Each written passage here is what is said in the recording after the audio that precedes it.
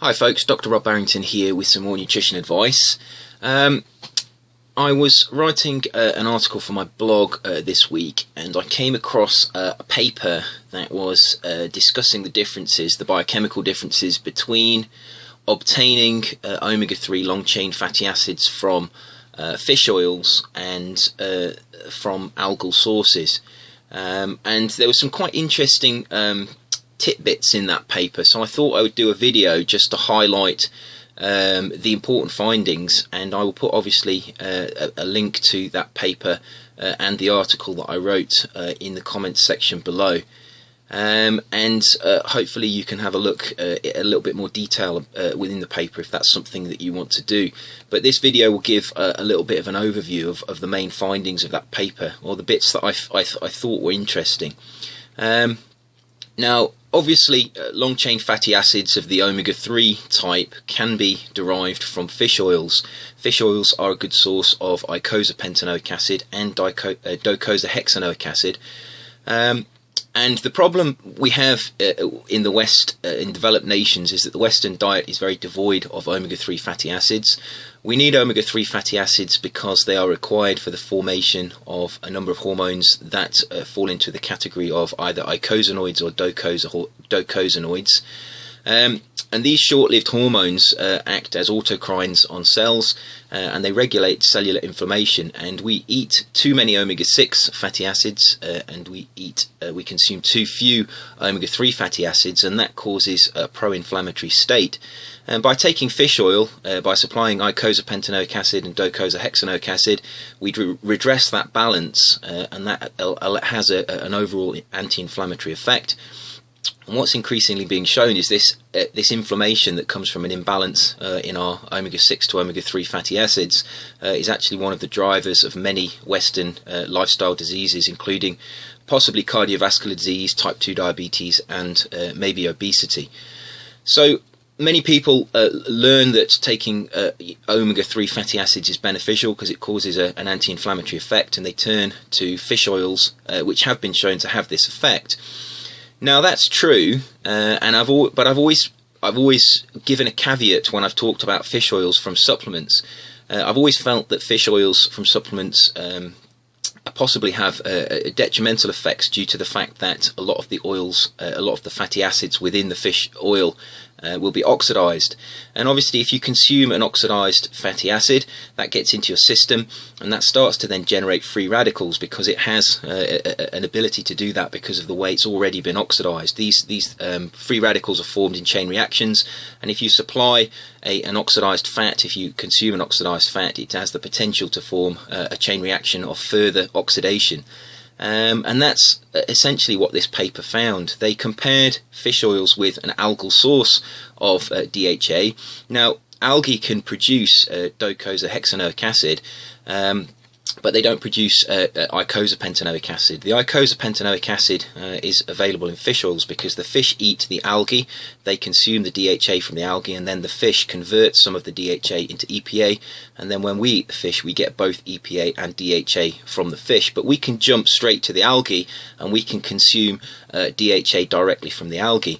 Now, the advantage of consuming DHA from algae is that the algae can be grown in tanks in controlled conditions, which means that the algae are not exposed to pollutants. They can also be given optimal nutrition to make sure that they grow correctly. And the way that the fish oil is extracted from the fish tends to suggest that it's going to become oxidized. And what this paper found was that the subjects that were given fish oils had a beneficial effect. They were actually measuring a reduction in postprandial triglyceride levels. They actually found that the fish oils did actually reduce the elevation that would normally be seen in these triglycerides, and so did the algal oil. So the DHA in the algal oil and the EPA in the DHA in the fish oils were having the same effect. However, when they measured the amount of lipid peroxidation and oxidative stress following these two treatments, they found there was an increase in oxidative stress after eating the fish oils, but not after eating the algal oils. So what effectively I'm saying is that both of these sources of omega-3s provide a benefit in terms of the fact that they they have biochemical effects. However, you may get detrimental effects from consuming certain fish oils because they are oxidized. A certain percentage of the fatty acids in the fish oils are oxidized. Algal oils appear to be much less oxidized, but they appear not to create oxidative stress after you've consumed them. Now, that's not to say all fish oils would do that. We can only say the fish oils that were used in this study did that. But I have suspected for a long time, when you break open a fish oil capsule and you smell it, it smells very fishy. And fish only smells fishy when it starts to go off. It's a common way of testing if your fish is fresh. It shouldn't really smell that much, and the fact that the oils do smell very fishy suggests that they are the fatty acids in there are beginning to oxidize. And if you have a look at some papers that have analyzed fish oils, you do find that there are quite high levels of oxidized fats in these fish oils. Now, a number of manufacturers have tried to get around this, tried to reduce the oxidation by, for example, adding plant antioxidants to the fish oils that they sell. They've put them in opaque capsules, and to a certain extent I think that will help, but I don't think you can always eliminate this oxidative problem that you get in fish oils. So I just really wanted to highlight this. Many people do look at algal oils as a superior source. Now, if we go back to the comparison in the paper measured the omega-3 fatty acid levels after consumption of the fish oils and the algal oils, and the fish oils did actually increase omega-3 levels in the plasma to a higher degree than they did with the algal oil. So fish oil does appear to be superior at raising total omega-3 fatty acid content of the plasma that compared to algal oil. Algal oil appears to be beneficial in terms of the fact that it does decrease postprandial triglyceride levels to the same degree as fish oils. But fish oils do seem to be more oxidized. They seem to create oxidative stress after you've consumed them. What can we conclude from this? Well, if you want to take fish oils, I've always suggested that the best way to get your fish oils is by eating whole fish. There is some evidence that for some reason the oils don't become so oxidized when they are present in the fish and they're left in the fish. So eating fresh fish is obviously probably it's one solution, and it may be the best solution overall if you don't want to go to the expense of buying the algal oil, because the algal oil is quite expensive. I think it's possibly the best solution to get your omega-3 fatty acids from algal source. But if you find that expensive, I think eating whole fish is probably just as beneficial and probably cheaper. And obviously you're getting other things like protein with the fish as well. And fish do contain other things that may have physiological effects, because consuming fish without these beneficial fats does seem to have beneficial health effects. So consuming whole fish is a good idea. But even tinned fish appears to be beneficial, and the level of oxidation of these fatty acids in tinned fish is not as high as it is in supplements.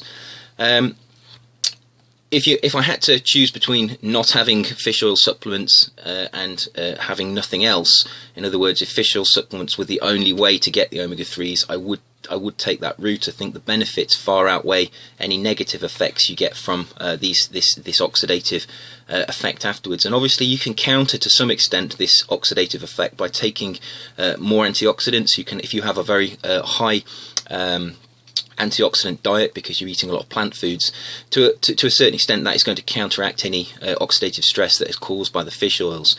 So this is a little bit of a minefield. It's very difficult to give recommendations on this, but if these comparisons are quite interesting, because there is a commercial push at the moment to try and increase the market share of these algal oils. And I think generally that what's said about them is true. They are probably a superior form of omega-3, long-chain omega-3 fatty acids compared with the fish oil capsules. That's not to say all of the fish oil capsules are bad, but generally I think algal oils are a better source. So I would hopefully this has been interesting, and this will make you think about the source of omega-3s that you get. If you're currently taking a fish oil capsule and you're happy with them, and you want to stick with fish oil capsules, try and find a brand that is in an opaque capsule, has gone through a processing step or a number of steps that have tried to minimize the oxidation of the fatty acids, and the addition of antioxidants to the fatty acids in the capsule, particularly vitamin E and any phytonutrients that are added, such as green tea. That's going to protect the oxidation of the fish oils, because these fatty acids are very delicate. They've got many double bonds, and each double bond is very susceptible to oxidation. So docosahexaenoic acid, for example, is an omega-3 fatty acid with 6 double bonds. Icosapentaenoic acid is an omega-3 fatty acid with 5 double bonds, and each one of those double bonds makes it very susceptible to oxidation. If we look at the parent compound, alpha-linolenic acid, the parent omega-3 fatty acid, that's only got 3 double bonds, so the vegetable source omega-3 fatty acids tend to be a little bit more stable. But these fish oils are very unstable, they're very easy to oxidize, and therefore if you do buy them in bulk, you do buy a large container of them, make sure you keep them in the fridge or even in the freezer. That will slow the oxidation rate considerably. It slows the movement of the molecules, it slows the reactivity of the molecules, and that will protect them. So I hope that was interesting. If you want to continue with your fish oils, try and find the best form you can. If you want to get your fatty acids from fish, then I suggest you eat whole fish as a superior source to supplements. And if you have got the money and you would like to try something else, then I would recommend algal oils. They do appear to have most of the beneficial effects of fish oils, but like I say, they don't cause this oxidative stress after they've been consumed. If you've got any comments on this video, please leave them in the comments box below, and as always I will try to get back to you, and hopefully I will see you next week for another video. Take care.